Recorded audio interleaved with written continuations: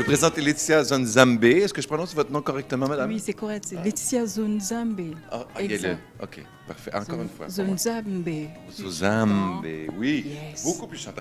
Magnifique voix, d'ailleurs. Merci de venir faire un tour à Belle-et-Bob. Merci de m'accueillir. C'est des chansons originales de toi. Exactement. Et il y a une chanson... D'ailleurs, l'album porte le nom d'un costume national, si je m'abuse.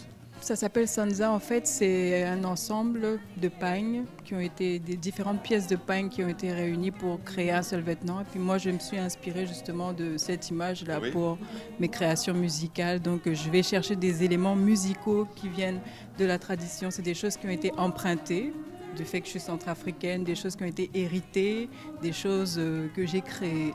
Et tu chantes aussi une chanson d'Angélique Kidjo. Et oui, je vais chanter Agolo de Angélique Kidjo. Donc c'est une chanson que j'aime beaucoup particulièrement parce qu'elle me rappelle les bons moments en République centrafricaine. Je ne sais pas si vous savez, en ce moment c'est la crise. Et puis c'était une période où il y avait la paix et puis ça tournait en boucle un peu dans les radios, sur les radios, dans les boîtes de nuit. Voilà. Alors tu as dansé là-dessus. Oui, complètement. C'est un registre de voix qui est vraiment impressionnant. Ben, c'est intense. Angélique Kidjo a une voix qui est puissante là. Donc j'essaie quand même d'approcher Angélique Kidjo, et puis quand même au niveau par rapport à la journée de la femme, parce que le 8 mars, Angélique Kidjo, c'est aussi une femme qui est engagée. Elle est ambassadrice de bonne volonté pour l'UNICEF, et puis voilà, j'avais aussi envie de rendre hommage à cette femme parce qu'il ne faut pas oublier que avant qu'on puisse être là en train de parler, parce que les droits élémentaires des femmes étaient limités. Ça, on n'avait même pas le droit, les femmes n'avaient pas le droit de s'exprimer, n'avaient pas le droit de voter.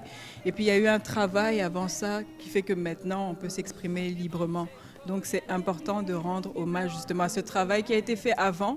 Et puis pas juste dire « Ah, mais maintenant tout est fini, on peut faire ce qu'on veut ». Non, il y a beaucoup de pays en ce moment où il y a des femmes qui n'ont pas le droit à l'éducation, la santé très limitée. Donc c'est important de rappeler qu'il faut continuer le combat pour qu'il y ait une certaine égalité. Il n'y aura jamais l'égalité, mais on combattra toujours pour... On ne sait pas. Mais le monde, là... on espère. C'est plein d'injustices, plein d'inégalités. Mais tout ce qu'on peut faire, c'est justement essayer de pousser les choses et ne pas oublier les combats qui ont été menés avant que nous arrivions. Donc c'est important. Laetitia, puisque tu en parles, est-ce qu'il y a une femme qui t'a plus particulièrement marquée dans ta vie?